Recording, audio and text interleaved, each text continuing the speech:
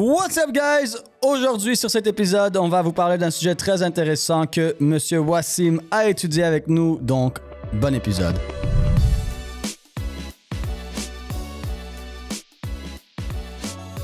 Alors, sur cet épisode, comme vous avez compris, on est avec Monsieur Wassim et moi-même, Samuel Lévesque. Et aujourd'hui, Wassim, il avait envie de vous partager un sujet qu'il a étudié dernièrement pour pouvoir peut-être vous aider, que vous soyez débutant, comme ça vous avez le bon mindset et la bonne vision, ou que vous soyez plus avancé, des fois ça fait du bien de le réentendre pour pouvoir se réaligner. Donc je te laisse commencer, Wassim. Dans les podcasts précédents, on avait parlé de Law of Randomness, on avait parlé d'antifragile. Et il y a une autre chose que je voulais apporter supplémentaire, ça s'appelle skin in the game. Donc, l'enjeu dans la peau. Et si je peux vraiment vous donner un exemple de qu'est-ce que c'est skin in the game, c'est techniquement souffrir ou avoir des échecs, des défaites pour être meilleur, pour être en fait pas meilleur, mais réel, si on peut le dire. Donc, un bon exemple, c'est enseigne pas le trading si toi non plus tu trades pas. Parle pas de position, parle pas de trading si tout ce que tu fais c'est du paper trading. Faut que tu trades en réel. Assume un investissement qui s'est pas bien passé. Absolument. Lance pas une business si ton produit tu l'utiliserais même pas toi-même. C'est tout ce principe-là. Et ce que j'ai étudié, ce que j'ai vu de ça, c'est qu'on est dans un monde aujourd'hui où il n'y a pas beaucoup de skin in the game. Et quand je dis pas beaucoup, je parle vraiment de personnes qui sont peut-être haut placées, qui ont peut-être des gros postes. Je vais pas donner de nom, on n'est pas là pour ça, mais on peut voir certains politiciens, par exemple, qui peuvent parler d'immobilier, etc., de loyer, mais eux-mêmes n'ont pas un loyer. Eux-mêmes ont peut-être 3, 4 immeubles ou logements à rendement, à investissement. Donc, ils comprennent pas nécessairement cette situation. On peut voir des économistes qui donnent leur point de vue à la télé, etc., mais sans aucune répercussion derrière. C'est vraiment tout ce principe-là. Et c'est ce qui nous entoure aujourd'hui. Absolument. Puis on le voit souvent, hein, même par exemple des gens qui vont parler d'économie, quand tu parles des économistes et tout ça, puis à la fin, ils sont en train de faire toutes sortes de théories basées sur des chiffres. Mais c'est combien de fois que ces théories arrivent, puis surtout, ils n'ont aucune expérience réelle. Donc, c'est juste des chiffres, c'est juste théorique, mais ils n'ont jamais investi, ils n'ont jamais d'entreprise, ils n'ont jamais été dans le gouvernement à devoir gérer des budgets, ils n'ont jamais eu toutes ces choses-là à faire. Donc, pour eux, c'est complètement, moi, j'appellerais même ça académique. C'est complètement académique, c'est complètement théorique, c'est des chiffres basés sur « OK, mais c'est comme ça que ça devrait fonctionner ». Et après, en pratique, c'est pas du tout ça. Et ça peut être très challengeant parce qu'on a beaucoup de gens comme ça qui peuvent rapidement être en train d'émettre des hypothèses basées sur de la théorie et aucune expérience active. Par exemple, je me souviens quand j'étudiais, ma mère et tout ça, ils sont dans l'éducation aussi, la petite enfance et tout. Puis c'est trop drôle parce que tu vois, il y a les nouvelles éducatrices et tout ça qui arrivent avec tout le bagage théorique. Puis c'est comme, ça sert à rien en fait. 80% de ce qu'ils ont appris, ben c'est pas comme ça que tu vas le mettre en pratique. Et c'est pas comme ça que ça se passe pour vrai quand il y a des enfants ou des choses de même. Et donc tu vois ces gens-là qui ont vraiment la pratique, que ça fait 10, 15, 20 ans qu'ils sont dans le domaine, versus même des fois des spécialistes que ça fait 8 ans qu'ils étudient ça, des médecins ou des choses comme ça fait 8 ans, 10 ans, ils ont été au cégep et à l'université, puis ils ont passé comme 8 ans à étudier ça, et ils arrivent sur le milieu avec quelqu'un que ça fait 5 ans qu'il travaille sur le milieu, et la personne qui fait que ça fait 5 ans qu'il travaille sur le milieu, mais on dirait qu'il a 50 ans d'expérience de plus, parce que c'est 5 ans de vrai travail dans le milieu versus 8 ans de pure théorie. Et je dis pas que la théorie est mauvaise, mais la théorie non appliquée, ce qui s'appelle la pratique, c'est complètement inutile. Tu peux passer ta vie à lire un livre sur comment nager au bord d'une rivière. Tant que tu nages pas, ça va pas marcher. Si je lis le livre « Comment être un bon nageur », tu veux savoir nager? Faut que j'aille dans une piscine. Faut que j'aille nager. Et ça, c'est un truc qui est très, très problématique, je pense. Puis ça amène même à des situations comme des biais de surconfiance et tout ça. Mais avant d'aller là, je vais te laisser continuer. C'est comme la personne qui veut apprendre à nager, qui apprend juste la théorie. En fait, imaginons carrément que moi, j'apprends juste la théorie de la natation sans pratiquer, sans même, disons, savoir nager réellement, puis je l'enseigne à d'autres personnes. Exact. Ça va pas être joli. Ça va même être dangereux. C'est dangereux. Mais c'est littéralement dangereux. Ça, c'est ce qu'on retrouve partout au niveau des banquiers, des conseillers financiers aussi, qui ont aucun impact, mis à part peut-être leur poste, s'ils font des erreurs. Mais ils donnent quand même des conseils financiers. Et ça, c'est quand même problématique parce que ça fait réaliser aussi qu'il n'y a aucune conséquence à leur échec. Exactement. Normalement, dans la vie, tu as des conséquences si tu échoues. Et tu apprends de ces conséquences, tu apprends de ces erreurs et tu évolues. Mais côté diplomate, côté politique, côté économiste, côté investissement, conseiller financier, etc., il n'y a comme pas de conséquences. Donc, ils peuvent continuer à être dans la théorie, continuer à faire, excusez-moi le terme, mais de la merde. Et il n'y a jamais aucune conséquence qui les impacte. Donc, ils n'ont aucune raison de changer. Certains d'entre eux, ils veulent vraiment être meilleurs et ils vont dans la pratique. Mais aussi, il y a un gros groupe qui se pensent compétents. Et ça, c'est ce qu'on appelle un biais de surconfiance. Et un des biais de surconfiance, une des façons les plus faciles d'avoir un biais de surconfiance, c'est d'étudier quelque chose. Donc, par exemple, tu étudies... disons que tout d'un coup, tu écoutes 2 heures sur la santé et l'entraînement. Un reportage de 2h30 sur la santé et la nutrition. Un bon reportage bien fait. Qu'est-ce qui se passe? Automatiquement, vu que tu es en train d'apprendre ces nouvelles choses, tu vas commencer à développer un biais de surconfiance. J'ai oublié le nom de l'effet, mais je pense que c'est l'effet Dunning-Kruger ou quelque chose comme ça. Et il explique que vu que tu pars de 0, je te donne cette nouvelle connaissance, automatiquement, tu passes de 0 à 10 parce que tu n'avais rien. C'est comme si tout d'un coup, tu bâtis une entreprise de 0. Tu ne peux pas perdre. Donc, dès que tu fais $10, ben, t'es 10 fois plus profitable parce que tu avais fait 0. Tu es même infiniment plus profitable. Et une fois que tu passes ces $10 à $100, ben, tu es 10 fois plus profitable. Mais c'est une fois que tu passes de 100 à 1000 à 10 000 puis que tu es dans cette croissance que là, il peut ensuite avoir ce genre de correction, si je peux dire ça comme ça. Donc, c'est sûr que tu es meilleur. Et cet effet Dunning-Kruger, cet effet de surconfiance, il arrive souvent. Parce que justement, ben là, je viens d'absorber ces 2h30. Boum, j'ai ces nouvelles connaissances. Je me crois maintenant compétent. Et en fait, c'est le premier pic. Et dans le premier pic de confiance, qu'est-ce qui se passe? C'est que j'ai le premier pic de surconfiance. Et là, soit je reste là, soit je continue et ça descend. Et ensuite, je remets tout en question.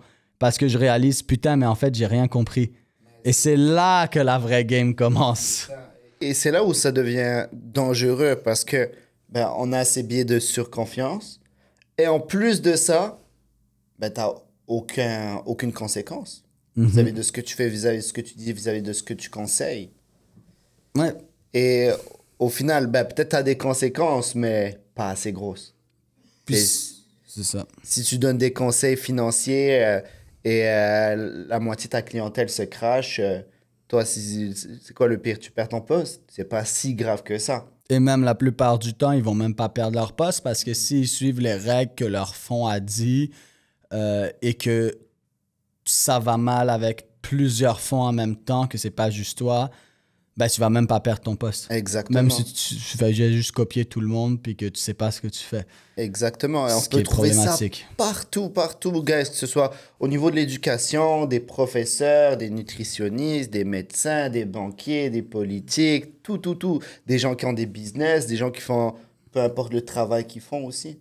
C'est pas juste des hauts placés. Ça touche à tout le monde, mais il faut être conscient de ça et d'aller chercher une certaine évolution tout en se mettant en jeu. Ouais. Être en mesure Exact. d'accepter de la défaite, être en mesure de prendre une défaite et d'être meilleur par rapport à ça. Et quand tu mixes ça avec l'antifragilité, c'est là où tu fais des belles choses. Et absolument, et il faut accepter le fait qu'au début, sûrement que si tu te penses confiant dans quelque chose, c'est parce que tu es vraiment nul. Et en fait, tu dois juste réaliser, continuer à avancer pour réaliser que tu savais rien. Et là, tu arrives dans ce bas de sous-confiance, en fait, dans ce bas où tu remets tout en question et tu as des problèmes d'estime de soi par rapport à cette compétence-là. Mais c'est le meilleur moment où être. Parce que là, ensuite, quand tu apprends à nouveau à partir de ce niveau-là, après avoir passé ce pic de surconfiance, là, ce que tu apprends devient du vrai apprentissage et potentiellement de la vraie mise en pratique. Mais la plupart des gens, ils sortent de l'école après 3 ans.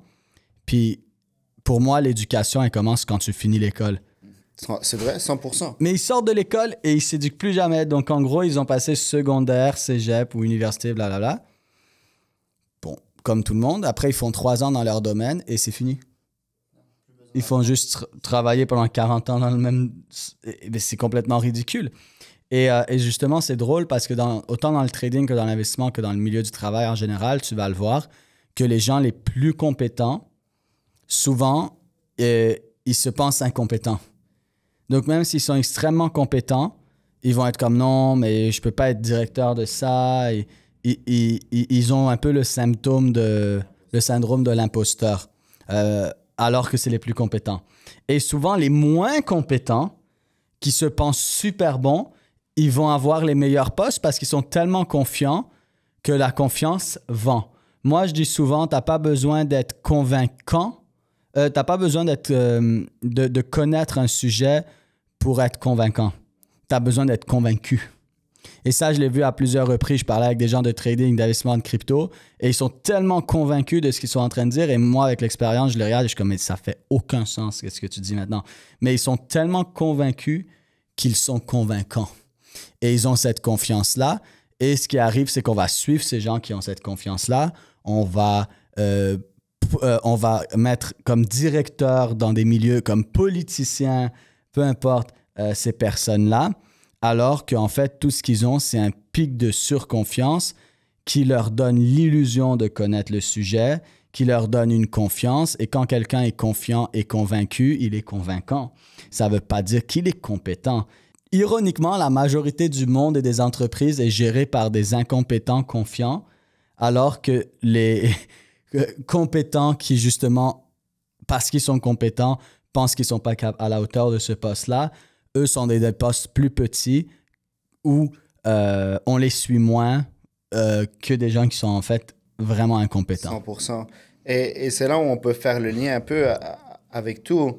Ben, tu as une surconfiance, tu n'as probablement pas d'impact, tu n'as probablement pas de skin in the game. Mm-hmm. Mais si tu as du skin in the game, tu acceptes la défaite, donc tu te retrouves sous confiance, Exactement. qui t'oblige à être meilleur pour ne pas rester dans cette situation parce que personne n'aime être sous confiant. Puis là, soit tu es sous confiant et tu vas abandonner ou tu vas continuer à grandir. Mais souvent, qu'est-ce qui va se passer avec ces gens-là? C'est que ce n'est pas les gens qui vont aller de l'avant en général parce qu'ils savent qu'ils ne savent pas. Comme moi, dernièrement, j'ai souvent des gens qui viennent me dire « Ah, t'es dans la crypto, ça va où, Bitcoin? » Puis je suis comme « Je sais pas. » C'est comme « Mais qu'est-ce que tu veux dire? Je sais pas. » Tandis que tu vas voir quelqu'un d'autre qui clairement sait pas, mais lui, il sait. Ah ben là, je pense qu'à cause de telle chose, en telle date, ça va à tel prix. Et devinez quoi? Qu'est-ce qui est le plus attirant et qui ils sont plus attirés? Moi qui leur dis tout le temps « Je sais pas » ou la personne qui dit « Yes, tel prix, tel niveau, telle date ». Mais ils vont voir la personne qui dit « Yes, tel prix, tel niveau, telle date, telle stratégie » comme s'ils avaient une boule de cristal. Pourquoi? Parce que eux-mêmes sont confiants dans ce qu'ils disent. Mais c'est des fous. Mais ils sont confiants. Et je ne dis pas qu'ils ont des mauvaises intentions. Au contraire, je ne pense pas qu'ils ont des mauvaises intentions. Ils sont juste hautement inconscients. Mais ils donnent aux gens ce que les gens veulent entendre. Alors, les gens vont vers là-bas. Mais c'est basé sur rien. Et donc, faites très attention à ce que vous écoutez, qui vous suivez. Et même à vous-même, en fait. Voilà, parce qu'il faut réellement faire attention avec ce qui est partagé dans les réseaux sociaux, la télé, ben, le journal, mais un peu moins maintenant le journal. Il y a beaucoup de personnes qui sont là pour simplifier quelque chose qu'on ne peut pas simplifier. On n'a pas le droit de simplifier. Oui, tu peux simplifier une stratégie de trading pour que ce soit simple, mais tu ne peux pas simplifier l'économie. Tu peux pas simplifier l'investissement en général. Tu peux pas simplifier une guerre. Tu peux pas simplifier la politique. Mais c'est ce qu'ils font et c'est ce qu'ils partagent aux gens. Sans avoir des répercussions derrière, en plus. C'est un très bon point, ça. Il y a des choses qui doivent pas être simplifiées. Il y a des choses qu'il faut accepter que, écoute, ce sujet, c'est un sujet complexe et juste pour commencer à en parler, on a besoin d'une intro de 2 heures.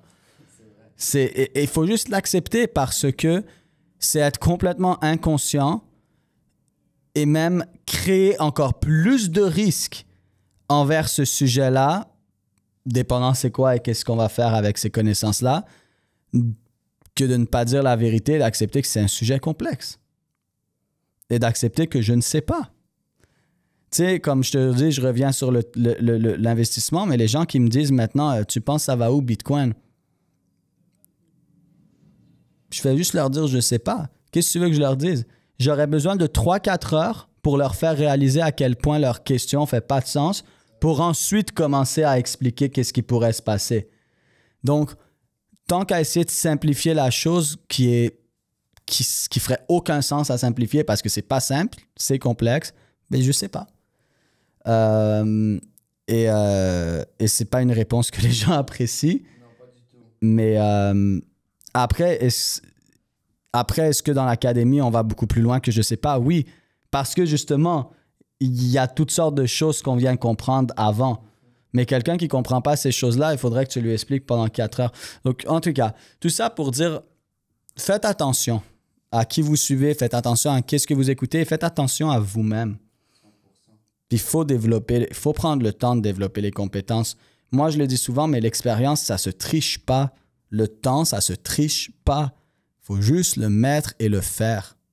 J'espère que cet épisode va vous aider, guys. J'espère que cet épisode va vous remettre en question sur vous-même, vos propres biais de surconfiance. Puis, est-ce que potentiellement, vous pensez tellement compétent dans quelque chose parce que vous venez de recevoir cette nouvelle information, mais en fait, on ne l'est pas vraiment. Et je finis sur cet exemple. Je parlais avec quelqu'un dernièrement qui m'a dit « Mais moi, je suis comptable. » Parce qu'on parlait d'un sujet, puis je ne vais pas trop détailler, mais on parlait d'un sujet par rapport à de la fiscalité, puis tout ça, et comme, non, mais moi, je sais ce que je fais, je suis comptable.